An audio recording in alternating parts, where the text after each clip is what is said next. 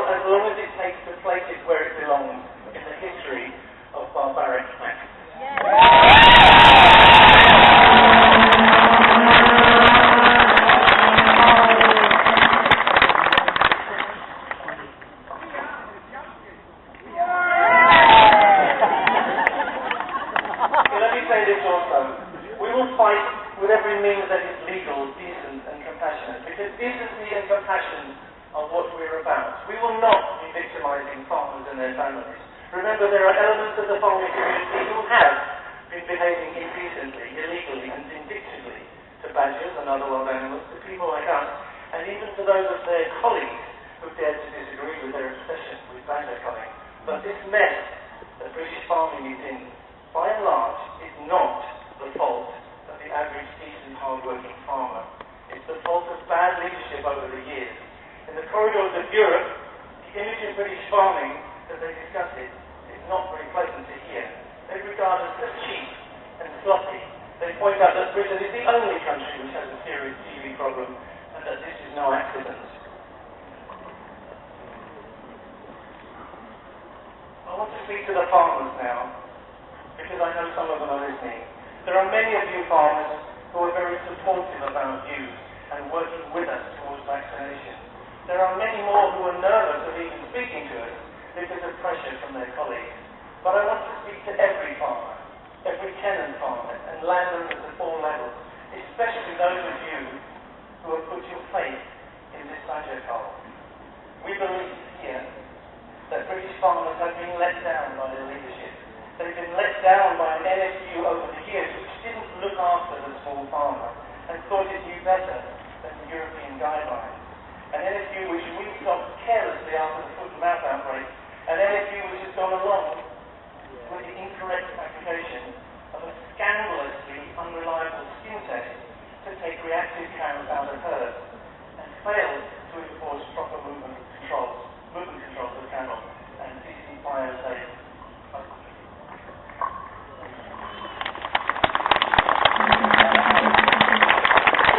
Farmers have been let down by successive governments too, who did not care enough about you, and were not clever enough, and were too cheap to take the proper steps to eradicate TB, including the implementation of a vaccine for cows. Right now, the European Commission, so often used as an excuse by British government, is offering to help us move towards validation and licensing of our cattle vaccine, based on BCG, the same stuff which killed our children years ago. And of the essential disease test, which discriminates between an animal which is vaccinated and an animal which is infected. They are ready to go. It will take probably 10 years, but it can happen. But even now, Patterson, Heath, Cameron and Cull are refusing to prioritise it. They're standing around, they're striding around, telling us vaccination is years away, and wasting everybody's time with a cull which cannot solve the problem. Give us a minute, mate. This cull cannot even make a significant dent in bovine TB. In the next 10 years, do not believe those claims about Ireland, about New Zealand, about Australia, and white-tailed deer, etc., in Michigan. The statistics have been massaged to produce the answer they want. Culling of wildlife has never eradicated TB in any country in the world. Yay!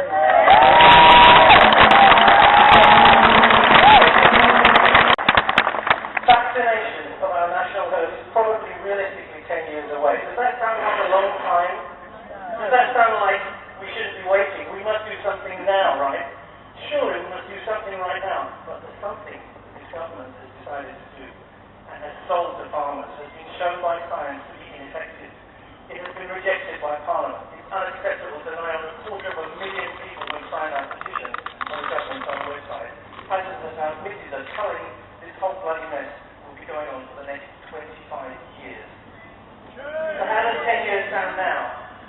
10 years sounds alright to me. At the end of this misery of 25 years, the farmers will still have to be paying for their culling, and we the taxpayers will still be compensating them. There will still be breakdowns, TB will still be there, farmers will still be suffering, cows will still be suffering, and the badgers pursuing this course will be a pitiful remnant, a tragic ghost of a species which has been in Britain since long before we were. That's the future if you go with this cull.